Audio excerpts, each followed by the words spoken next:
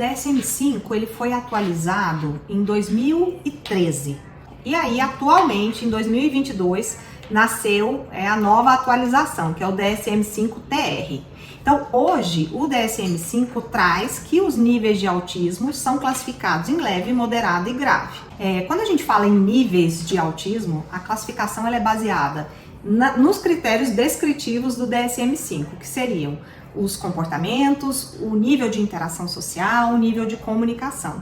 Então, quando a gente fala em níveis, nós estamos falando em qualidade ou nível de comprometimento em relação à comunicação, em relação à interação social ou em relação aos comportamentos e onde eles estão presentes. Então, quando a gente fala em nível leve, a gente está falando numa criança, num indivíduo, né? Ele pode ser adulto também, e que o nível de suporte dele não é tão grande quanto o nível de suporte nos outros níveis. Então, a gente está falando, por exemplo, de independência, nós estamos falando de níveis de como esse indivíduo se comunica, como que ele passa uma informação, como que ele pede uma informação.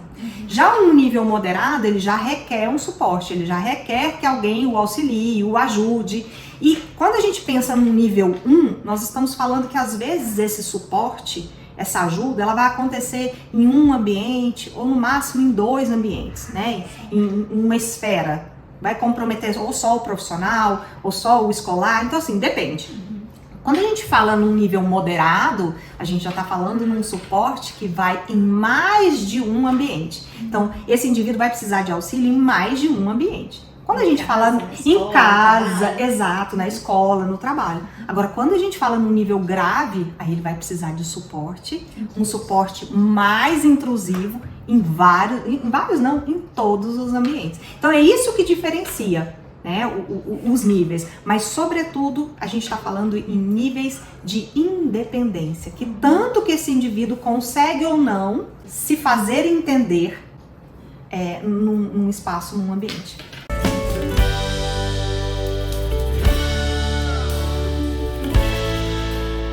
Eu percebo assim que tem muitas famílias que preferem ouvir do médico que esse indivíduo está no nível 1, como se esse nível 1 fosse mais leve, como é descrito como leve, mas como se fosse socialmente mais bonito de se dizer. Mas o nível 1, ele também é desgastante, ele também requer uma mudança na estrutura familiar como um todo. O nível 1, quando chega na adolescência, ele também vai dar trabalho, como, né, a maioria dos adolescentes vão ter aí essas questões. E aí ele vai começar a se enxergar diferente, isso pode acontecer, lógico, né? Se enxergar diferente dos outros adolescentes. E aí, assim, ele não vê por que mudar, ou então ele tenta mudar, ou então ele tenta se esconder daquela realidade que ele enfrenta e que ele vê. Então, vem questões aí psicológicas muito graves, ansiedade, depressão.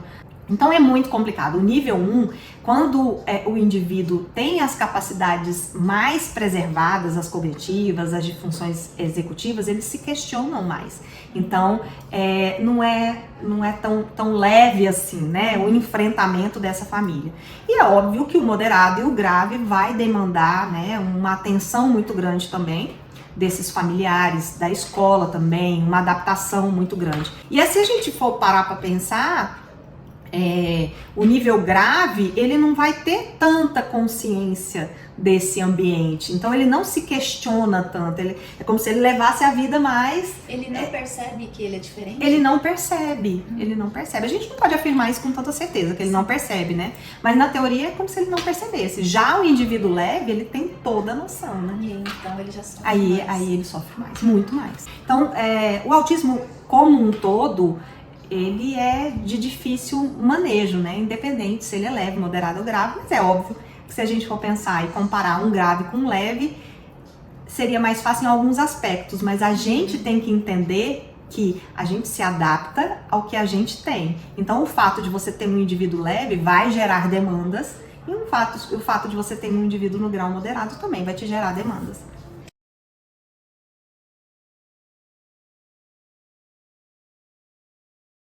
Ok, Não me deixa esquecer se precisa estar escrito ou Tá não. bom. Vamos lá, porque isso também depende, tá? Mas quem determina, o ideal é que seja uma equipe multidisciplinar. É óbvio que, em termos jurídicos, né, o laudo neuropsicológico tem um peso grande, assim como o laudo médico também tem um peso grande. Mas esse determina é um conjunto de coisas, porque a gente vai precisar analisar como essa criança se comporta em todos os ambientes que ela frequenta, né? Então, os ambientes sociais, em casa, na escola, né? Se fizer uma atividade extra, a mesma coisa. E aí, a gente vai precisar conversar com toda a equipe para definir esse nível.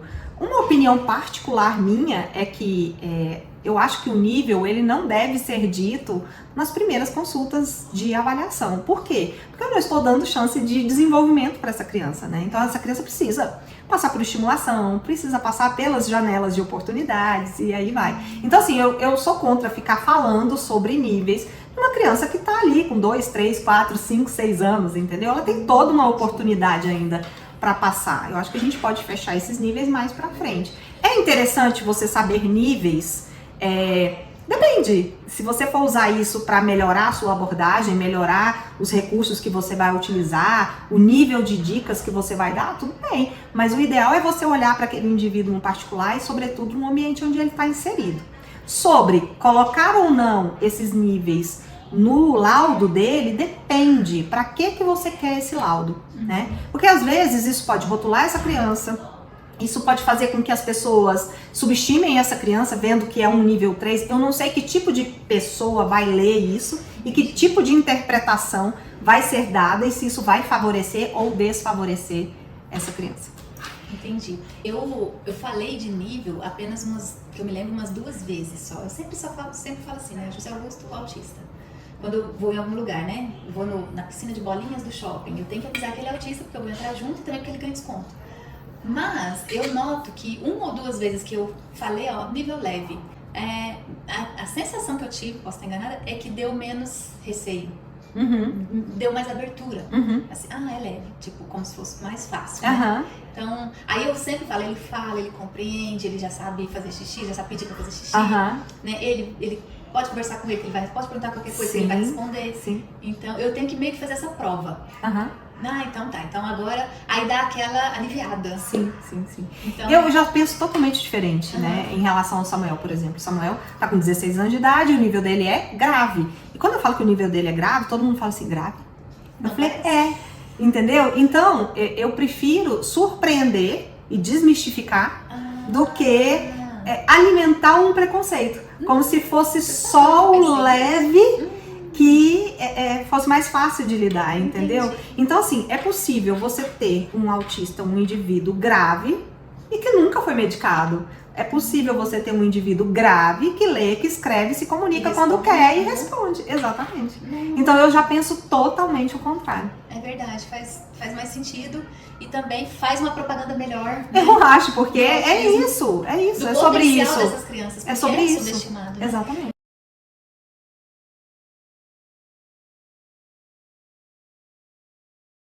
Vamos lá, quando a gente fala em níveis, né, e a gente está falando de uma criança que começou uma estimulação precoce e ela também tem uma estimulação intensiva, com uma equipe muito bem preparada e uma família principalmente engajada, né, e que dá oportunidades para essa criança socializar em outros ambientes, frequentar a escola, é possível sim que essa criança evolua e, consequentemente, evoluindo, ela vai diminuir esses níveis de suporte. Então, assim, ele pode evoluir no quesito comportamento, ele pode evoluir no quesito comunicação, interação social, isso vai acontecer, certo? Só que a gente tem que pensar o seguinte, o que a criança aprendeu, ela não perde, a não ser que ela tenha alguma lesão a nível do sistema nervoso central, que aconteça alguma coisa, ok? Assim como todos nós. Então, aquilo que a gente aprende, se a gente continuar usando, se a gente continuar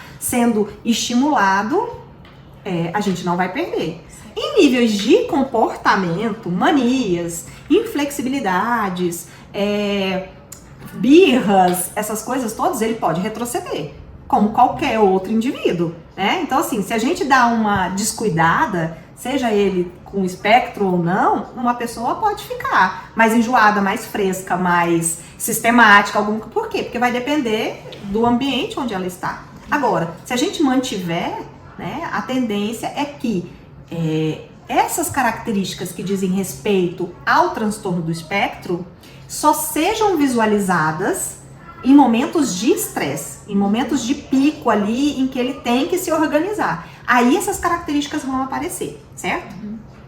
Cura. A gente ainda não fala em cura, ok? Tem crianças que se fechou um diagnóstico de autismo, iniciou a estimulação e aí ele perdeu algumas dessas características e aí ele não fecha mais com o diagnóstico. Ele precisa de todas as características para ser definido no DSM-5 como transtorno do espectro. Aí sim, a gente pode dizer, não em cura, mas talvez que com a estimulação ele perdeu as características.